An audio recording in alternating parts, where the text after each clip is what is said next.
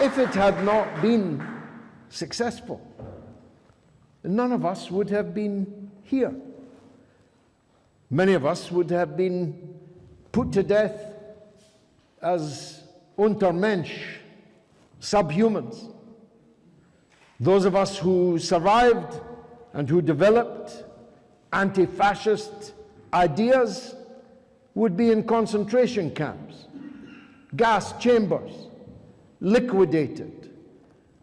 And those who did not would still be living under the iron heel of fascism. Imagine that. Imagine, it's easier for me. I was born in the shadow of the end of the Second World War. Don't tell my wife, she thinks I'm 45. I was born just 9 years after the end of the Second World War. People were still being gassed in extermination camps just 9 years before I was born. And it would have continued if not for the Allied victory, an alliance which we celebrate here today. All the countries in the alliance made different contributions, militarily and in terms of the death toll. There is no doubt that the then USSR played the decisive role. Churchill himself repeatedly said so on the floor of the House of Commons. That the Red Army, he said, under Generalissimo Joseph Stalin, had broken the back of the Wehrmacht, broken the back of the German armed forces. 8 in every 10 of the Nazi personnel destroyed in the war were destroyed on the Eastern Front by the Red Army and by the partisans working heroically behind enemy lines. Nowhere more so than in Ukraine. And whilst I shall say some very harsh things about Ukraine in the course of my words, we will never forget the bravery, the sacrifice, the martyrdom of the Ukrainian partisans who gave their lives knowingly to harry and sabotage and seek to weaken the Nazi occupation of their country.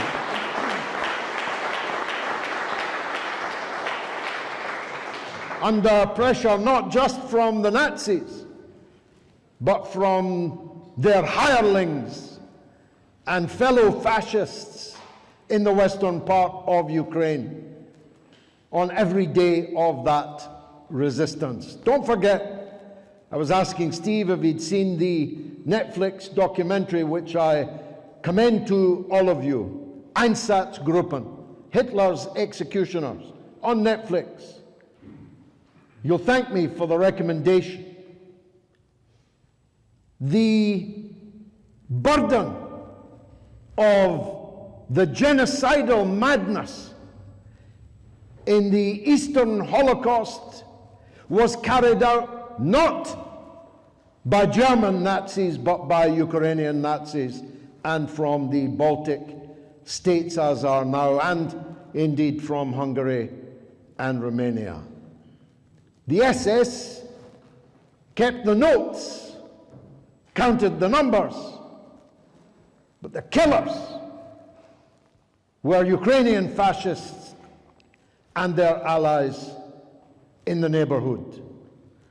So these Ukrainian partisans were fighting not just the Nazi German forces, but their Ukrainian and other regional counterparts. And they are stakeholders in this great victory that we celebrate here today. Glory to the Ukrainian resistance to fascism in the great patriotic war.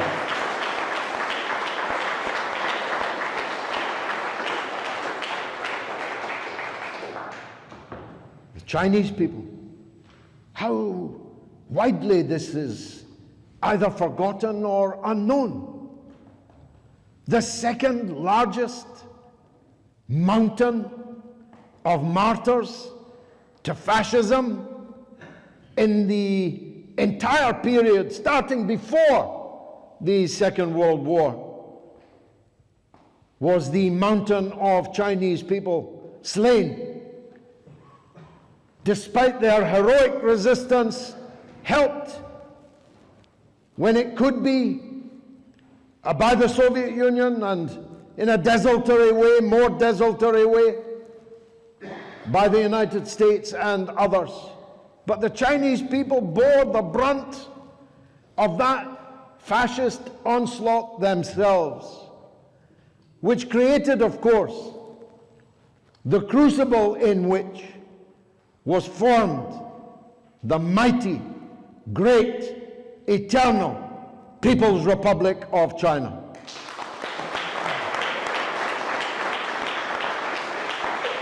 Which stands now as an, I don't know if I should laugh, but I do laugh.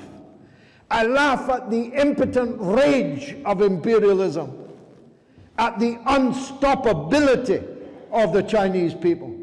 Nothing they can do, no sanction they can level, no threat that they can make, no slander they can issue, can stop the rise and rise and rise of the People's Republic of China. And they know it. They know it. That's why their hatred is so impotent and vicious, because they know that there is nothing that can be done. In the great words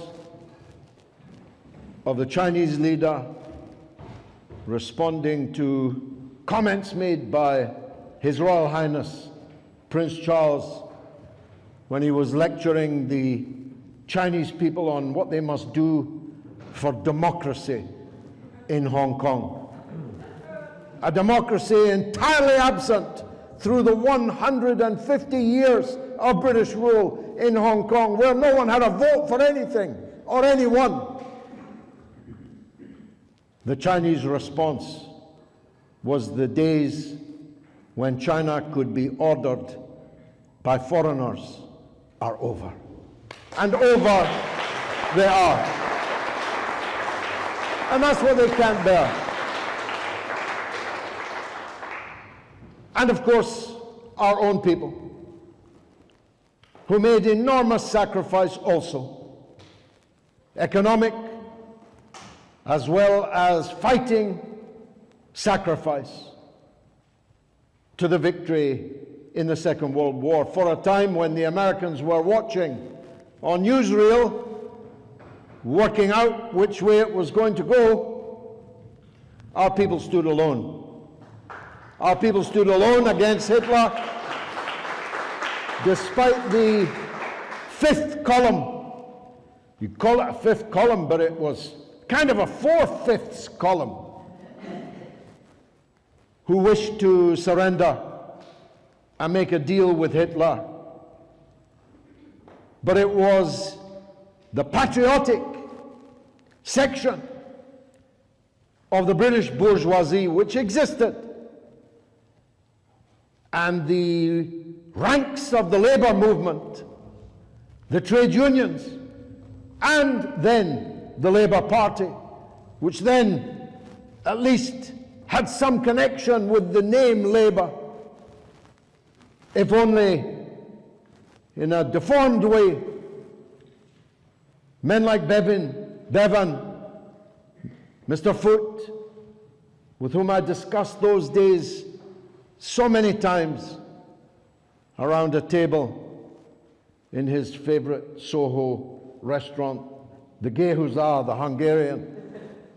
He used to invite me there because I liked to hear him talk for hours about the period of appeasement the resistance to appeasement, and how finally Britain stood up to fascism. And our soldiers, two of whom were my grandfathers, both in the same regiment, the Highland Division of the 8th Army under Montgomery, fighting in El Alamein, and even worse, fighting at Monte Cassino in Italy, an experience from which neither ever fully recovered. One of my grandfathers in particular had nightmares about Monte Cassino for all of the years of his life after the war, crying out in the night. Our people, our armed forces, our heroes on the Atlantic convoys, half of whom did not survive, supplying the Soviet Union in the icy seas, menaced by U-boats, being lost overboard, being sunk, being attacked from above. The heroes of the Atlantic convoys cry out from their watery graves, "We will never hate Russia. We will never agree to hate the Russians. Never." We gave our lives. We gave our lives so that the Russian people could have the means of fighting war against fascism, so that they could have the food for their families to eat on the home front. We will never agree to hate Russia. In particular, this is controversial, and I'm not speaking for the Workers' Party in this.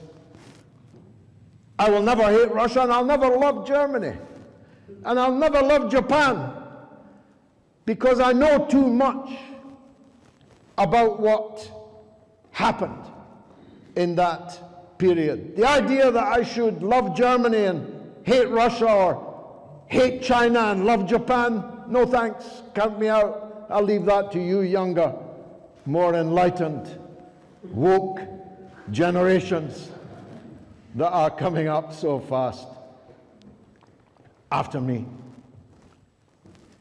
This period, I stress to you, would have gone on and on and on.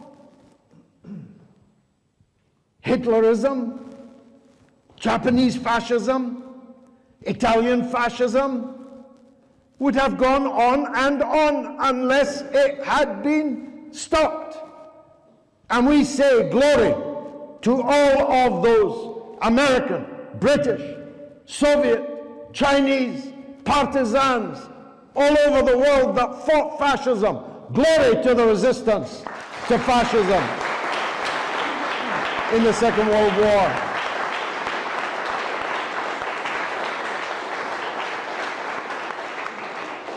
And now I turn, if I may, if I'm not outstaying my welcome and my allotted time, to more contemporary events. This day, in fact. This day, the government in Berlin issued an edict forbidding the carrying of any Soviet flags in the commemorations today and tomorrow of the end of the Second World War. Soviet flags, which cleansed Germany of Hitler fascism, which destroyed the beast in the rubble of Berlin,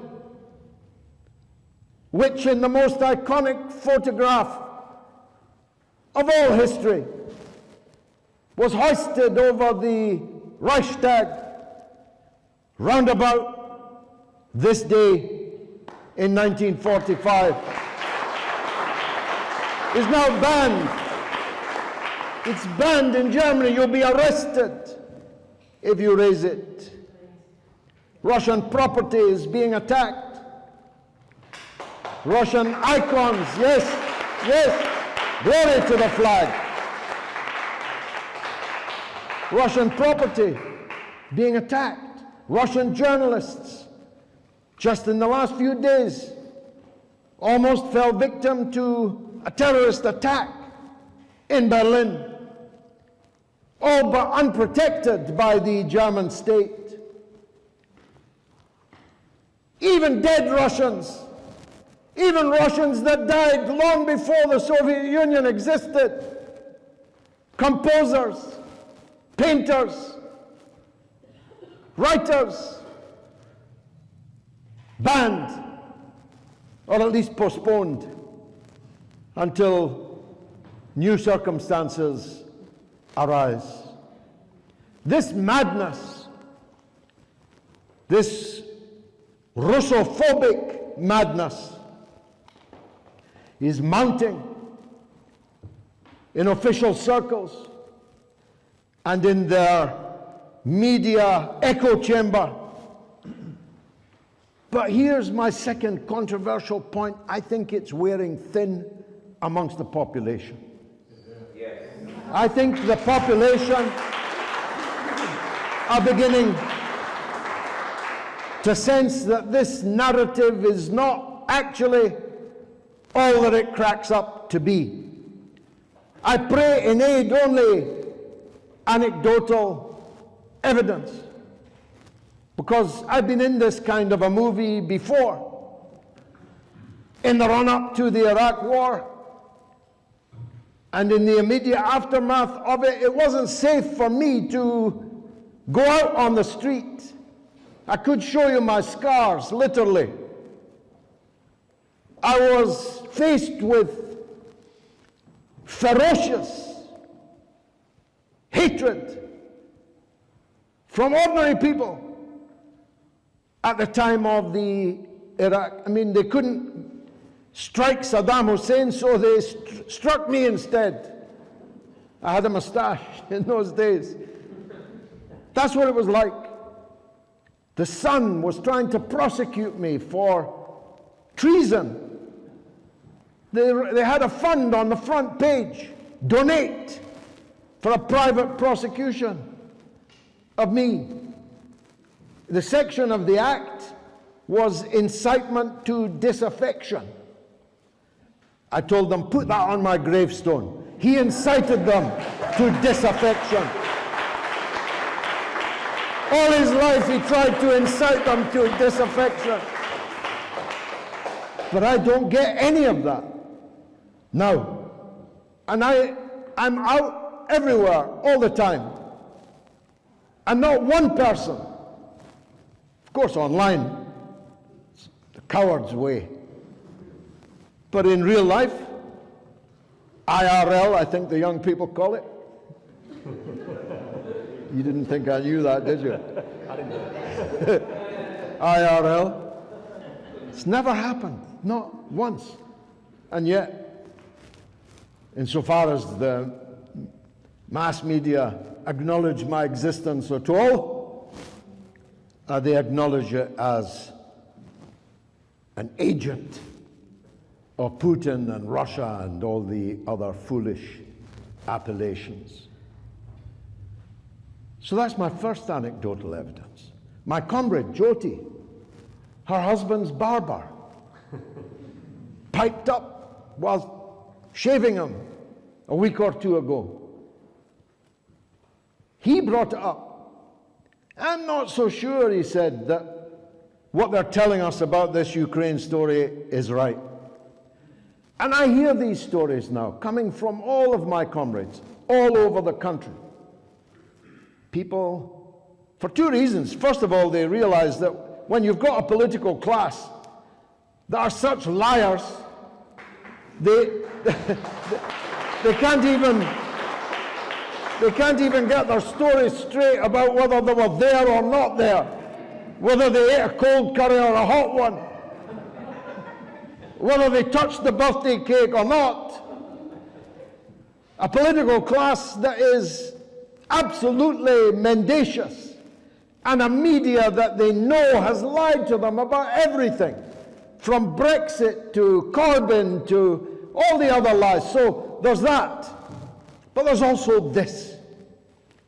People are asking, You mean I'm going to be short of food because you want to fight Russia?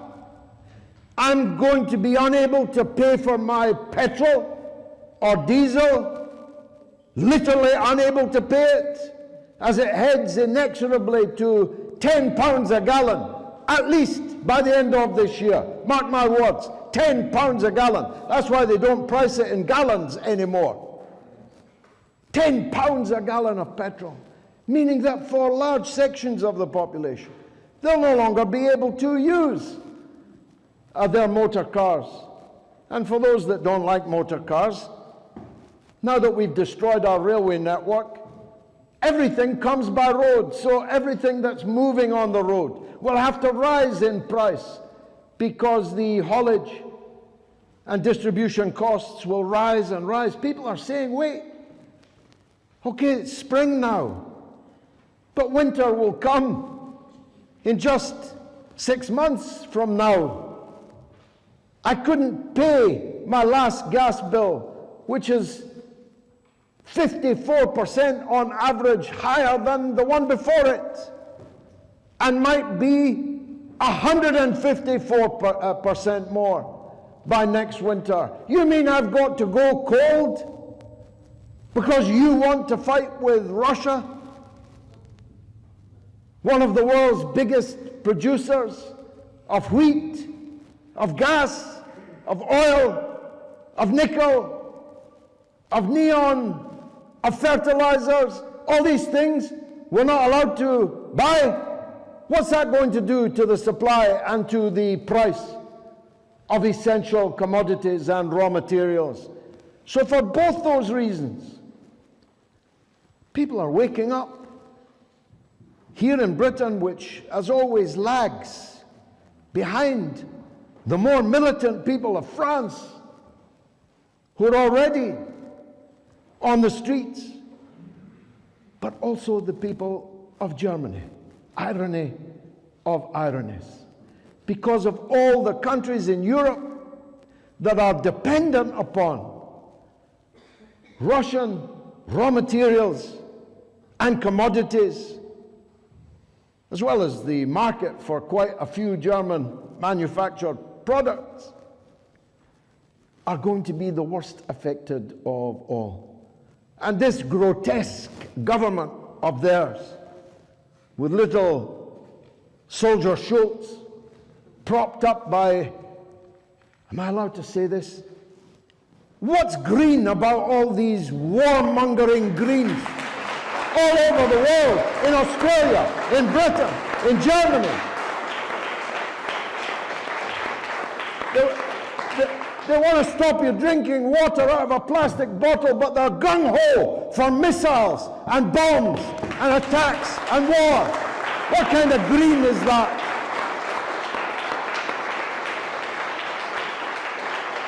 How green is that ravening for war, the Greens in Germany? Little Schultz would probably not be going this far, except he's being kicked by these oh-so feminist, oh-so green party ministers of his.